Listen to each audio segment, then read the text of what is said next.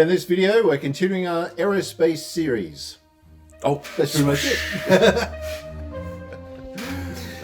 Thanks for joining us again. So if you watched the last episode, we actually had a battle report. Yes. We were sort of learning as we go, introducing dropship combat and seeing how they work. It's been a hot minute, but yes. So Taran managed to get down into the atmosphere and escaped my fighters that were aggressively attacking him. Yes. Got through. Yes. Technically, I didn't do it fast enough, but I made it. It was fun. It was good. That was a good one. It's going to get weird once we do warships, but now that I'm there, what happens, buddy? So basically, we're just going to have a look at some of the rules for like landing and stuff like that.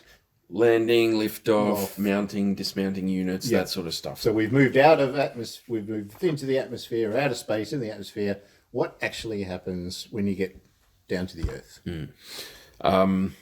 Well, before we get there, do we want to launch some fighters to go? I should really have done this at the beginning, shouldn't I? You didn't have I didn't have any you didn't fighters. have any fighters to I launch. didn't have any fighters. But if you did, If I you did have them, then back up in the space would have been the best spot to do that. But, I mean, while we're talking about mounting and dismounting, we may as well talk about launching and recovering as well. yeah, let's do that. So you can carry fighters in a fighter bay, and they'll have a certain number of doors for the bay. You can hold a certain number of fighters in each bay, and you exit and enter the vehicle by the doors, the bay doors. The bay, yeah. So you can only enter or exit, you can only launch in the end of the carrier's movement. 2 fighters or small craft can exit each fighter or small craft bay door each turn at no risk. So if you've got 2 fighter bays with 2 doors, then you can launch 2 fighters per bay door per turn without any risk. You can technically launch more if you wish. Yeah.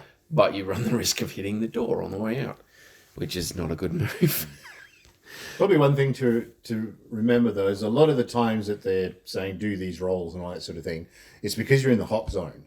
It's all happening right now. And things like that. So when it's sort of outside of combat and things like that, you probably wouldn't have to do a lot of these rolls. And even though there are rules for campaign play and all that sort of thing, it's not really part of the total warfare level stuff. No. But yeah, basically if they're saying, do this roll and all that sort of thing, it's because, you're under the... If you're flying your dropship in and there's an enemy escort coming at you, then you need to get the fighters out of there quick. Yeah. And this is where these rolls come in. So on that game that we played, I'm pretty sure if I had any fighters in there, I would have had to make these rolls if I'd exited more than 2 per turn per bay door. Yeah, that's right. But basically all it is, you just do a control roll with a +1 penalty for each additional fighter or small craft launched beyond the first 2. So if you want to launch 4 per bay door, then each of them has to make a control roll with a +2. Ooh.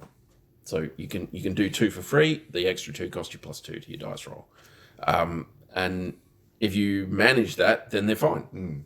You occupy the same hex with the same heading and velocity as the carrying unit. Expend its standard thrust movement points in the same turn it launches, and can make attacks during the weapon attack phase of the same turn. So basically just pops out and starts. And off it goes. Yep. That's it, yeah. If it fails, you still launch, but you suffer 10 points of standard scale damage to the nose per point of margin of failure. Oof, yeah, that can add on. Yeah, especially if you're attempting this with multiples. So yeah. You can fail by quite spectacularly large amounts, and you're getting 10 points per point of margin of failure. And some of these guys, they can't take more than about 20 or 30 points on the nose, if that. Yeah, that's right. Yeah, it's not good. Cripple yourself before you got started. And then you're also risking damage to the bay doors and all that sort of thing as well. That can happen. Yeah. You shouldn't be attempting to launch from something that's out of control or operating in atmosphere at a velocity higher than 2. If you do, you get a lot of damage. 2d6 times 10, standard scale to the nose. So if your dropship say, hits the barrier too fast and goes out of control, then launching your fighters at that point is not a good move. They will get damaged. Yeah. You're much better off just to brace and hope you can land safely. They're probably automatically out of control if you were going to exit while you're out of control. There's no... Yeah. If you're traveling, if your dropship is traveling at, say, velocity 5 in atmosphere, then you also take a bunch of damage. So you have to slow right down, be in control, and do only 2 at a time if you know what's good for you, because otherwise you're going to have problems. It must be scary to try and do a landing onto like a spheroid ship. Because you know how they have that hover ability? So they're not moving per se. They're quite big, so they'd be fairly stable. They're hovering you're fairly still stable. sort of coming in. You'd want to slow right down. Yeah, you would, yeah. But it just but I mean, you could, I mean, yeah. Yeah. But they'd be quite a stable platform to come in. I guess they it's would the same be, as the aircraft carriers. I guess. You hover them low enough, you could probably jump mechs and things into there, but I don't know if they cover that. If you do put more than 2 people out of the bay door in a single turn, you don't have just a chance to damage yourself, you have a chance to damage the door. So for each one you have to roll a 2d6. On a 2, you hit the door. If you hit the door, it's considered out it's being critically hit. Yeah. So it's out. So hopefully if you've got a bay, you want multiple doors to those bays, because you've only got the one door. Yeah. That's a problem. Well, it's only really a problem if you try and push more than 2 fighters a turn out. Then it's a problem. But it's... I mean, sometimes you want to get multiple fighters or small craft. This covers small craft as well, which are... I mean, they're not necessarily small. You could have like some big like missile cruiser thing that pots out of a dropship or a jump ship or whatever. So, I mean, sometimes you might want to get them out of there quicker. You can only recover them as well at the end of the carrier's movement. Each bay door allows 2 fighters or small craft every 5 turns to be recovered. And it cannot be sped up. 5 turns? Every 5 turns, you can get 2 people in. Right? Wow. Yeah. So turn 1, large craft recovers a single fighter. That single fighter takes up one of the 2 recovering slots for an operational fighter small craft bay door for 5 turns. In turn 1, 2, 3, 4, or 5, another fighter small craft may be recovered by that same door. So say in turn 3, another fighter is recovered through that same door. Both recovering slots are occupied and no other fighters or small craft can be recovered by that door until turn 6 when the next slot opens up.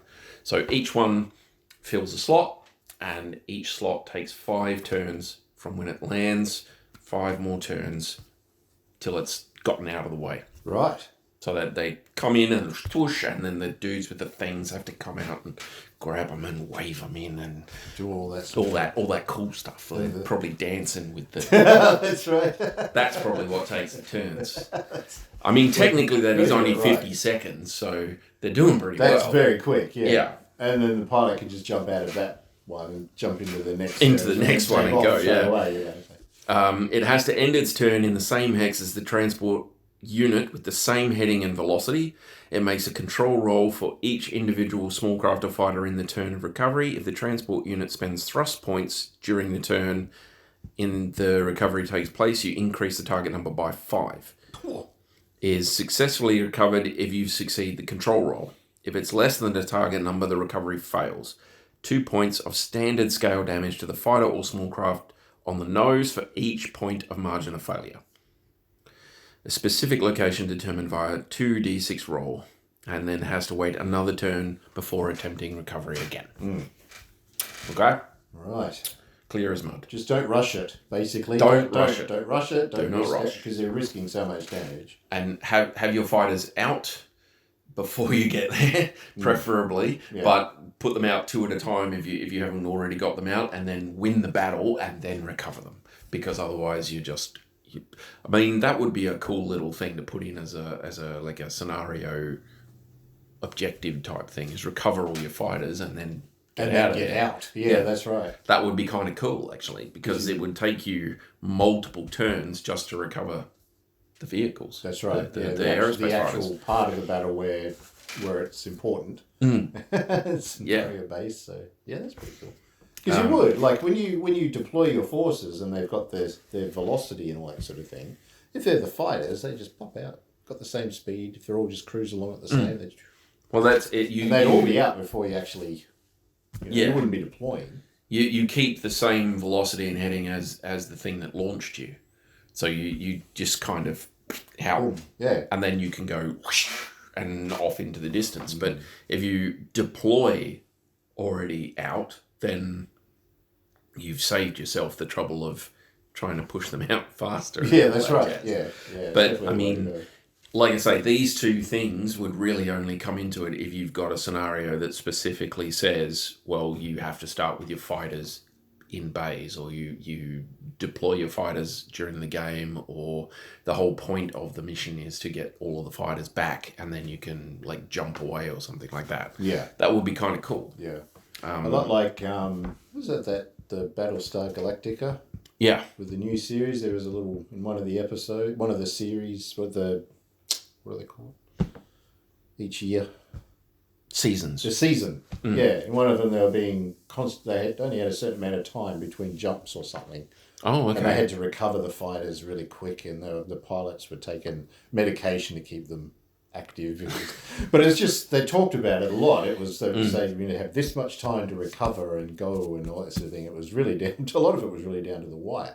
That's how I pictured it would be. Yeah. It would be like that. You've got everything going on and happening. Yeah. And I'm sure at some point in that season they left somebody behind. Oh, I don't doubt it. I haven't watched it much, so yeah.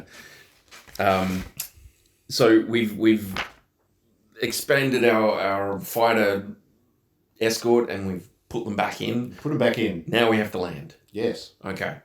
All right. So every dropship in the game, no matter what it is, they give it a standard like area that it covers, because otherwise you end up with like weird templates and minis and things like that. So it's if we're talking about an area, or if we talk about a runway, or we talk about where they sit or whatever, it's a standard thing for all dropships, no matter how big they are. So when you are trying to land, your vertical landings require the least amount of space but cause significant damage to the ground. So spheroid small craft, spheroid dropships, they have to do it, but conventional fighters with VSTOL equipment can make vertical landings, and all aerospace fighters can also make vertical landings if they wish. Yeah. Okay. Very handy. Obviously, conventional fighters and aerospace fighters and things like that, they're not really going to be doing a lot of damage to anything. But when your spheroid dropships come in, if you're landing on something that isn't paved, road, or water, the landing hex and the 6 adjacent hexes are reduced by 1 level. Any adjacent hexes higher than the central hex are automatically reduced to the level of the central hex. If any of the 7 hexes were building hexes, they're automatically reduced to rubble, and wooded hexes are automatically reduced to rough terrain. So they're coming down and that's it. So yeah, if you want to have a situation where you're landing dropships, try and have some paved areas or something like that on your maps, because otherwise you have to muck around with changing levels and stuff. Because it says that if it's a dropship, then it all goes down by 1 level, and then anything that's higher than the central hex after that goes down to where the central hex is. So they all take up the central hex and the surrounding hexes. So yeah, you have to wonder if that's going to affect taking off, even though it's technically a vertical takeoff that they're doing, because they're on what is essentially uneven ground, because they've adjusted the terrain around. Well, it'll all be flat, but if it's not paved, then it's been like reduced. So it's like you've dug a hole basically. Yeah. And that can't be good. No. So conventional fighters, Aerodyne small craft, and Aerodyne dropships make horizontal landings. To make a safe landing, a dropship requires a flat surface on the ground map, 3 hexes wide and 15 hexes long. That's your landing strip. 3 wide, 15 long for a dropship. So a standard hex map, I think, is like 17 hexes long. 17 by 15, yeah. So that's a fair amount of distance. It's a lot of it. I mean, it's what, a fifth of the width across, and then all but 2 hexes along. Yeah, you've got to have that whole section ready to be landed on. It can't change heights. It has to be flat. Yeah. So it must be a continuous line, unobstructed by level changes, buildings, or other units. An airfield or other continuous strip of paved hexes is preferred, but any other terrain types listed in the landing modifier table above, which we'll have on the screen hopefully at some point, on page 86 of Total War, may be present on the landing strip. You just get a modifier for your landing. So if you've got 3 or 4 light woods, there's a light woods modifier here. So unit landing in light woods hex, if it's anywhere along the landing strip, it qualifies, but only qualifies once. So if there's 1 hex of light woods on your landing strip, you get a +4. If there's 6 hexes of light woods on your landing strip, you get a +4. It's the same thing. Yeah. This is where your industrial mechs come in handy. Yeah, they just go out there. Just clear a way for you. Yeah, or a bulldozer. I think you can reduce. Yeah, but they're so common. Come on, don't you want to like a... I think it's faster with the bulldozer, to tell you the truth. Probably. So 3 wide and... 3 wide and 15 long. Conventional fighters and small craft only have a single hex wide and 8 hexes long. Yeah.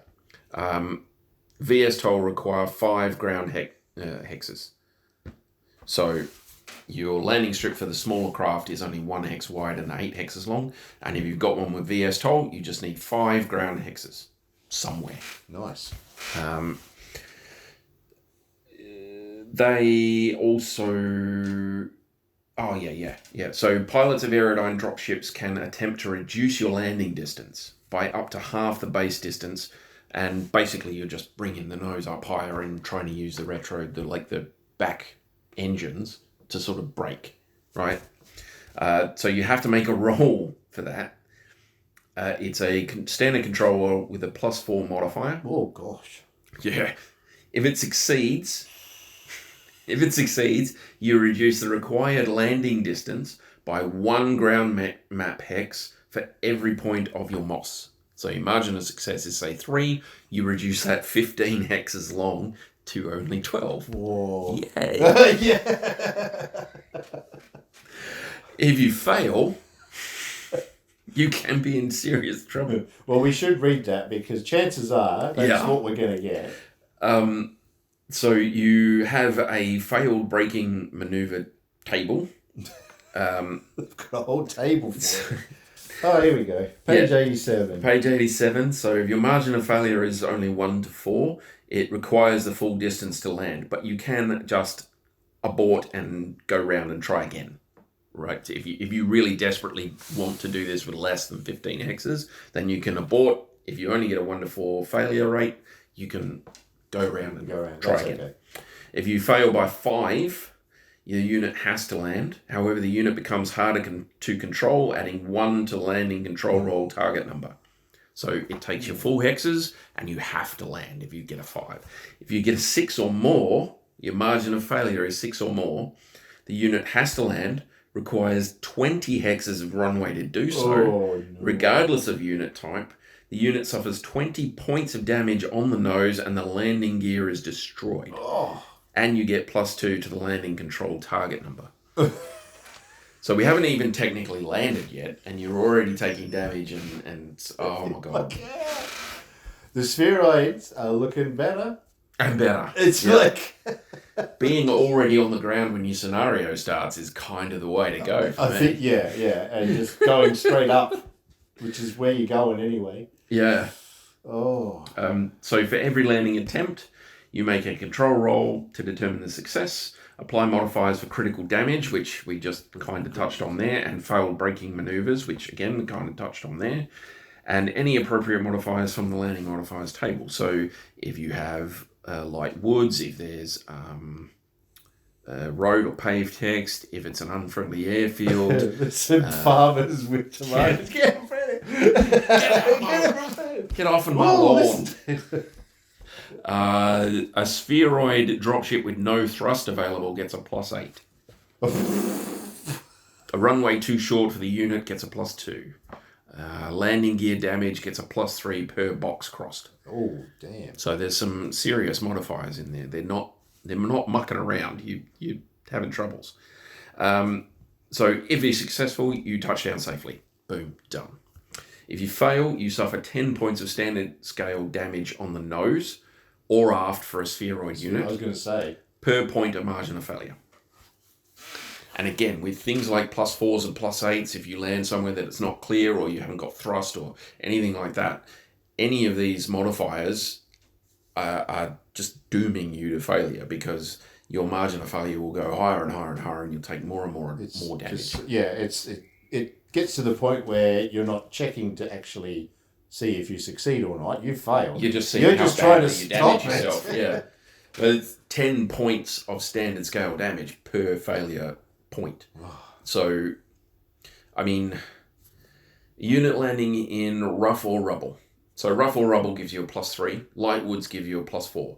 So if you've got 2 hexes of light woods and a hex of rubble or rough, you've automatically got a +7. Yeah. 4 for the woods and 3 for the rough.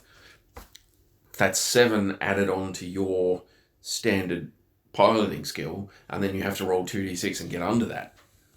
So unless you've got a 2 or a 3, you're having some troubles. Yeah, that's right. Yeah. You're going to take some damage. So put your dudes down on paved hexes or friendly airfield or something like that, because otherwise you're going to have some problems. Yeah, that's right. And we've always said, always put good piloting.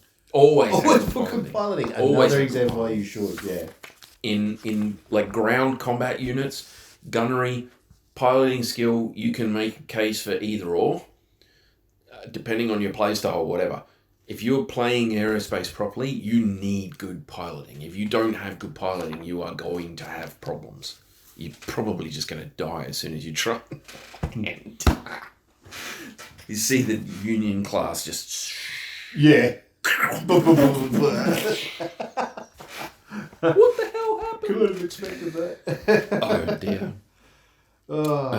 What else is there? Okay, someone asked me about the other day about like fighters and that on the ground. Can they move around on the? I think they can hex use map and things like that. the... And there are some rules for taxiing. Because planes taxi onto the runway and then they take off, sort of thing. So, I think there was something about they could move like half their cruise or whatever it's called. Their safe thrust. Cruising movement points or safe thrust. Yeah, they're safe thrust. So half of that just to manoeuvre around and things like that. But so half of your safe thrust that change. So you could, in theory.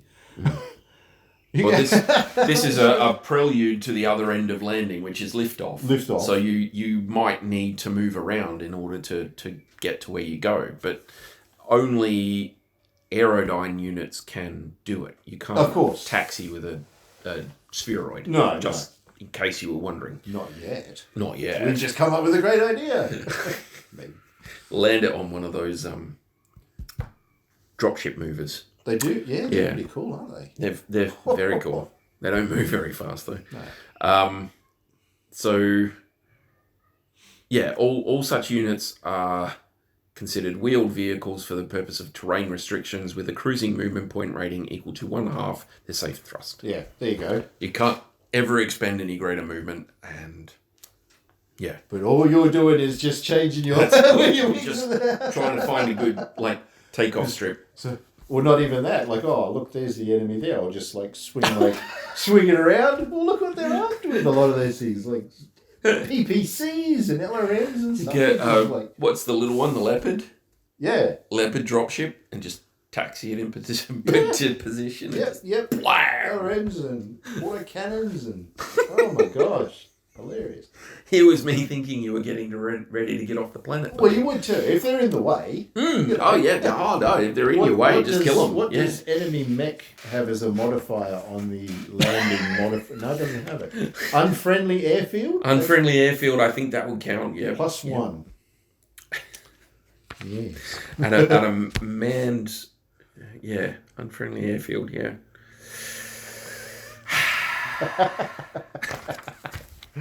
Anyway, sorry. Yeah, so lift off. Now that we've taxied, we've vaporized some people with all of the weaponry that we've got on some of these units. Yeah. So you can lift off from a ground map during the movement phase by accelerating along a runway or open ground until they reach liftoff velocity.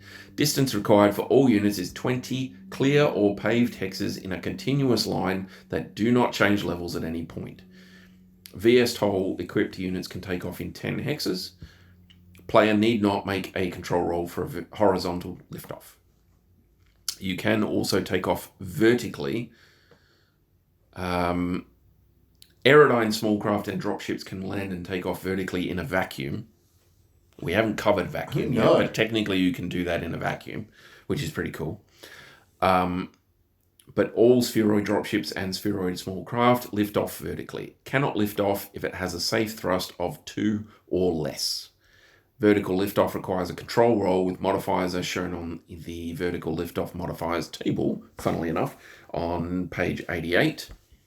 So if you've damaged landing gear on the way down, you've got a +1 to take off. If it succeeds, you place the unit in the appropriate hex on the atmospheric map, and if the roll fails, you calculate the margin of failure and refer to the failed liftoff table. So if you fail by 1 or 2, your unit lifts off, but the landing gear is damaged. So 3 to 4, your landing gear is damaged, you cross off a box. You have to make an additional control roll with no modifiers. If it's successful, you lift off. If it fails, you fall back to the ground and suffer 20 points of standard scale damage on the aft. If you get a 5, your landing gear is destroyed and the unit strikes the ground, causing 50 points of damage to the aft side. And on a 6+, your landing gear is destroyed and the unit strikes the ground, causing 100 points of standard scale damage to the aft side. Cannot attempt any further liftoff until repairs are completed. So I think the butt of the Union can actually take that if it's undamaged. I think it's 180 everywhere, don't they have the Union? Yeah, something like that. Something like that. But yeah, so that's okay. As long as you haven't taken any other damage. As long as you haven't taken any other damage, you should be reasonable. But if you're only one of the lighter units, then you're Cactus. You're probably just going to go straight through that. Your landing gear is destroyed anyway, even on a 5. So 5 and 6, it's destroyed, which makes landing even harder. But yeah, it's let's have a look. Union 2708 version do? Yeah. 104 on the aft. 180 everywhere else, 104 on the aft. So if you fail one of your control rolls to lift off with a Union class dropship, which I'll remind you has a bunch of PPCs and things, but it's got 4 mechs and 8 mechs in 2 units. So 12 altogether with 4 doors. And 2-unit aerospace fighter with 2 doors. Yeah. But if you fail your control roll by more than 6 when you're trying to take off, then you have 104. You'll have 4 points left and your landing gear destroyed. And you're not going anywhere until you fix it. If you're lifting off from a crater, which I think you could probably argue you would be if you'd landed somewhere other than paved stuff. Which is what we were talking about, wasn't it? I think that would count, and you get a +3. Wow, that's bad. If your manoeuvring thrusters have taken any damage on the flight down, you've got another +3. And if your landing gear is damaged, you've got a +1. So, yeah, not good. Wow. Not good at all. Piloting. Piloting. Put points in your piloting, if at all possible, with any aerospace unit. Any aerospace unit. It's essential. It's also not a good idea to be standing too close to dropships. Oh, we're going to do proximity damage, we are we? should.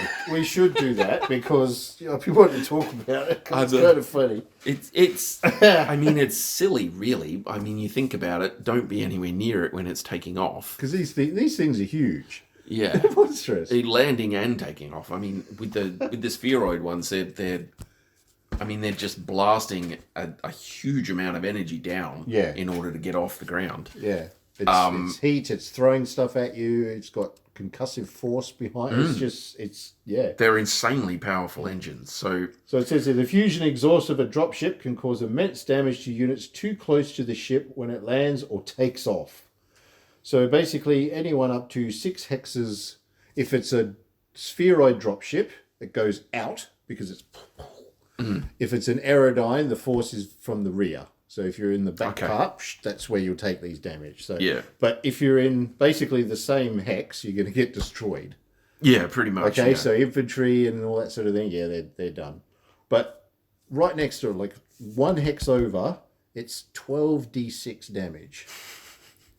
So I'd imagine that'd be in 5-point groups, which would be spread around, but 12d6 damage. It's ridiculous. Yeah, and it goes down, then 10, then 8, 6, 4, and 2. So 6 hexes away, 2d6, just by being in proximity near it. And remember that is a 1 central hex and then the 6 surrounding hexes, and that's then 6 hexes out around that.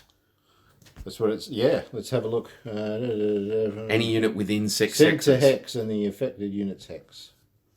As the attack occurs along the line... Spheroid dropships inflict this damage to any unit within 6 hexes of the ones adjacent to the central landing hex, central landing. rather than on units within 6 hexes of the central hex. What? So it's within 6 hexes of the ones adjacent to the central hex. Yeah. Of the ones adjacent to the central landing hex. So, so instead of counting 6 out from the center, you count 6 out from each of those. Yeah. And anyone within that is... Yeah. taking damage. It's so big. if you've got that 7 hex area, anyone within 6 hexes of that 7 hex area takes damage. And the minimum you can get away with is 2d6. So between 2 and 12. That's the minimum in 5-point groupings. So multiple locations. So basically it's a locust massacre if they're there. If you really want to win, you can spend 3,864 BV on a Union class and just land it in the middle of the map and wipe everybody. Just drop pod those things in. There you go. It's like the aerospace version of the Savannah Master, you know? Get him in there, just boop, boop, boop, boop, boop, just up at everything. And you take them off again, and everybody that's coming to shoot you dies. And then you just land them again. Space Marines jump out, dreadnoughts. What's going on? Now, bear in mind, they don't say anything about enemy units. So it's everybody. Indiscriminate. Yes. If you come down, unload your dudes, and then take off again, you're going to hurt them. So be careful. Yeah, well, that's fair though. You know, that's fair. That's fair. Distribute the love, buddy. Yep. Oh dear. So you can technically drop units off from while they're airborne, but that's in strategic ops, which I don't have. So we'll have to go into that at another point. But you can technically then, once you're on the ground, unload your units. So, to dismounting. We'll dismount first. To dismount a carrying small craft or dropship during a turn, it must have been grounded, either crashed or landed on a previous turn. Carrying small craft can dismount a number of units each turn equal to its operational door capacity.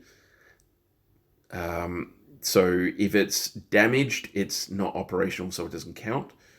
And if it's a different type of door, so if you're trying to load mechs and you've only got vehicle doors, then you can't load mechs. No. Okay? So you have to have that door and it has to be operational. You also have to have a bay for that unit. So if you have doors, but you don't have a mech bay on the other side of those doors, which can happen with critical damage and all that sort of stuff, then you can't load mechs. It's a no-go. Yeah. They don't work. Or you can't unload the mechs. Sorry. I'm talking dismount. I'm talking about mounting when I'm focusing on dismounting. So you have to have those. So you can dismount. You spend half of your standard walking or cruising movement point. You cannot declare running or flank in a turn when you're dismounting. Carried by small craft and dropships dismount into adjacent hexes, though the hex must be within 2 levels of the level of the underlying hex of the aerospace unit, with a facing of their choice, and must be able to enter the terrain. So you can't dismount a hovercraft into heavy woods or anything like that, right? So you've got to match your terrain, and you have to be within 2 levels. The surrounding hexes have to be within 2 levels of your dropship. Otherwise, you can't dismount to there. Yeah. Facing of your choice. You can, once they've successfully entered an adjacent hex, continue their movement, provided they have sufficient MP remaining to continue.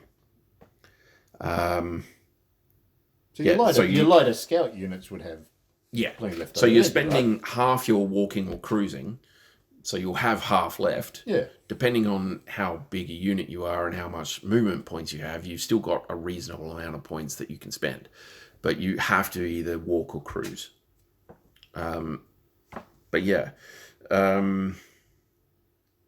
Every time you dismount, you roll a 2d6 on a result of 2. While the unit successfully dismounts, the door is damaged. Yeah. So every time you're putting units out there, you're rolling to see if you damage the doors, which I'm not a big fan of. Again, this is under pressure. It's a combat one. It's a combat version. If you have an actual scenario where you're coming in on the ground and there's enemies here and you have to dismount units, then you have to worry about this. If you're not in a combat situation, then you don't have to make any rolls or anything like that. It's not a big deal. They put them in here so as you know sort of what to do if you put under the pump. And if you're playing campaigns and things like that, it can happen depending on how you've structured it and things like that. So it's good to know. Yeah. Well, this is all combat situational stuff. If you're not in combat, if your people are just like it's an RPG type thing and you've got them just landing somewhere and there's no enemies there, then just say, well, you dismount, right? It's fine. VTOLs, small craft and fighters can't expend movement points to dismount a grounded aerospace unit. They cannot dismount an aerospace unit under their own power. Instead, it takes 3 turns for cranes to unload the units from the carrying aerospace unit. During the end phase of the 3rd turn, after the turn in which the units begin, they are dismounted into an adjacent hex with a facing of their choosing. In the following turn, they can move and fire normally. So your helicopters, your small craft, and your fighters take time in combat situations to get out of there. So that they have to hoist the little helicopters out and drop them on the ground. So I don't know if I'd follow that, but those are the rules as written. Yeah. Again, if you're playing turn by turn, that's what you're supposed to be doing. Yeah.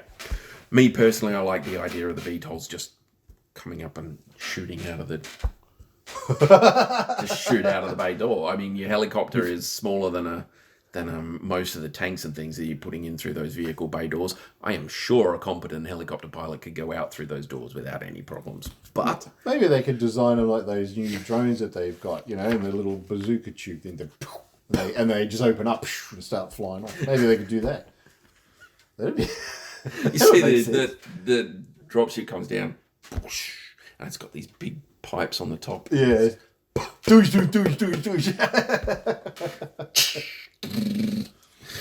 Oh dear. But having some extra bay doors in areas is definitely the way to go, because if something happens like that and you've got half your forces still stuck in there, Yeah. they can't get out. If you're unloading units in a combat situation, then having multiple bay doors is a good move. That's a very good move. Yeah. I think this guy had 2 bay doors per. Yeah, so each mech bay has 2 bay doors. So it's technically 4 doors, but each bay has 2. So you're able to dismount multiple units, and if you do in a combat situation happen to clip a door, then you've still got another door that you can go through. I roll 2s like it's going out of fashion, so I'm quite happy with that, for that to be a thing. So if you're mounting in a turn, again, it has to be grounded, so that the dropship or whatever has to be on the ground. You can mount a number of units each turn equal to your operational door capacity. Again, same thing. Yep.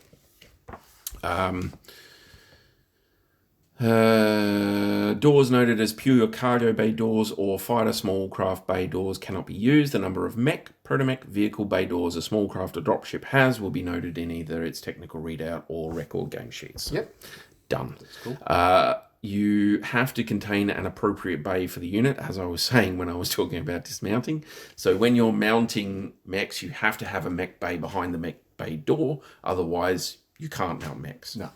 They can't get in. They go, nice door, but not for me. Not for me, no. So if it doesn't have it, you can't mount it. It must be in an adjacent hex to the small craft or dropship. Any adjacent hex, so the hex must be within 2 levels of the underlying hexes of the aerospace unit.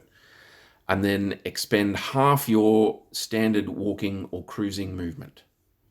So if you are running, you cannot enter a dropship.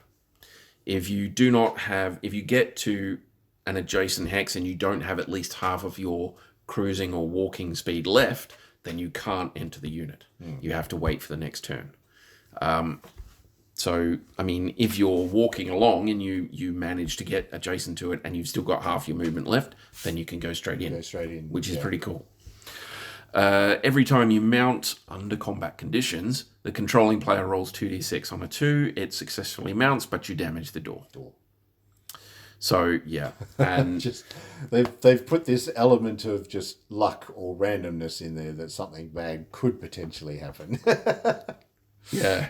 It's just, I mean, if you're doing a scenario where you're trying to mount, like, instead of trying to recover all your fighters, you're trying to bring a company of mechs back onto your overlord or something, and you're doing it in a combat situation. So if you're following the rules as written, you're rolling 2d6 every time a unit mounts. That is going to be some...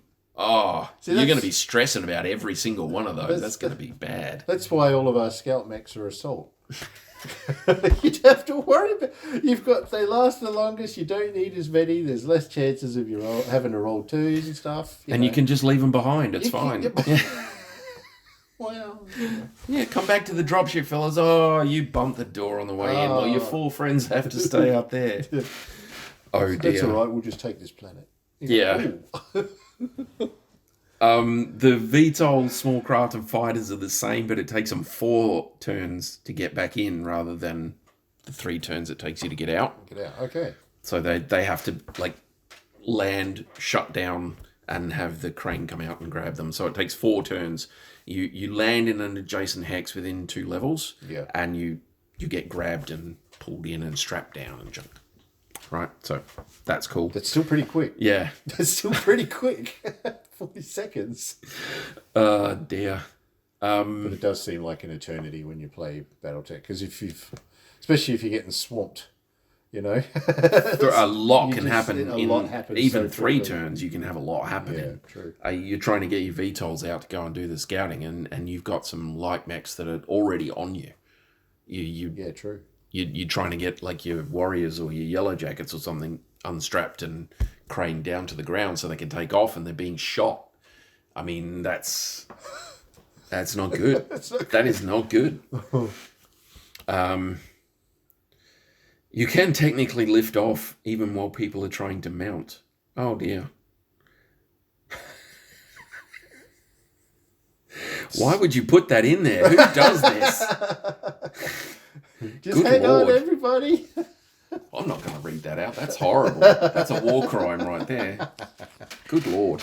So technically you can take off while people are still trying to get into the dropship if it's one of those emergency situations that mean you have to vaporize some of your own people. I mean... It's like, do we lose some or do we lose all? Yeah, good point. Yeah, I suppose. Or one of your scouts has just crashed into the door and now none of the others can get in. It's like, well, tough. You're all in atlases. You can cope. Oh, that's true. Yeah, yeah. You'll live. Just be cool. Just offer to buy everything. You'll be fine. They'll leave you alone. Oh dear. Well, I mean, that's a lot there. Again, right? It's all combat. Yes. Rules. So if you're not in combat, none of this applies. But you can use these rules that are here to make some really cool scenarios. I reckon about like trying to get units out, trying to get units in, doing different things with like timing and all that sort of stuff. I think it'd be kind of cool. Yeah. I think you could probably have this timed as like, so your units that are on a game board are being deployed by a dropship back there. Yeah. So they only come in as they get deployed, which would be kind of cool. And you have to deploy them in order, and you have to dismount a number of them equal to your operational door capacity. You might, in that circumstance, say, well, you don't have to roll to see if you break the door, but you can only do those. Like if you've got 2 doors, you can only do 2 people. And if you've got VTOLs in your force, then you have to take the 3 turns to unpack them. Yeah.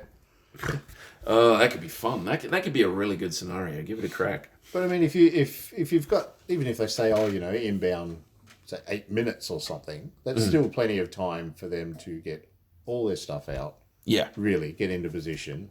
Yeah. And not have to worry about doing any of those checks and things like that. So, but if you've got, say, a ground battle where some enemy force is coming in X turns from now, is going to enter here and try and grab something that's on that map and get away with it, or destroy something that's on that map and get away, or scout, or whatever it is that you're doing, and you can only deploy your units as they're dismounted from a dropship, and you have a specific dropship that you have to pick, and you say, okay, well, that's got 3 mech bays and 1 door per bay. So you can only dismount 3 mechs per turn. That's it. That's all you can do. And then you have to decide, you'll be X number of hexes away. You have to decide whether you're going to start them moving straight away and have them deploy before anybody else can come and back them up, or if you're going to make them wait, or if you're going to deploy the fast units first or the slow units first. Or that's right. You can make some really cool scenario choices around that sort of rule. Again, I wouldn't make them roll the 2d6 to see if they break the door on the way out, but you can do this sort of stuff and weave it into your like deployment situation, special rules, that sort of stuff. Even objectives if you're trying to recover fighters and mechs and things. I reckon it's cool. Yeah, no, it is. It's good. It's good to have it, but only if you're under pressure. Yeah, this is all under pressure. But I think that's landing, takeoff, launching, recovering, mounting, dismounting. I think we're good. So the basics. There'll be other stuff out there. Like think of it as a primer, because there are the other rule books and they do have some other stuff in there. Yeah. So, but as far as like the basics of what you need to play and have a good time with it, that will work. I think we're next going to have to go on to warships and things, aren't we? Yes. So it'll be jump ships and warships and assault ships and things like that, which is pretty cool. So I'm looking forward to that. Until then, remember to keep your dropship safe, because it is your ride home. Yeah, it is your ride home, and make sure you have a good pilot in that dropship, because otherwise you will land and crash. Pay them well, or you'll have a new address. Train them up and pay them well. Yes. Oh dear. All right. All good? So, alrighty. This is it. We'll see you in the next one. Bye. Bye, guys.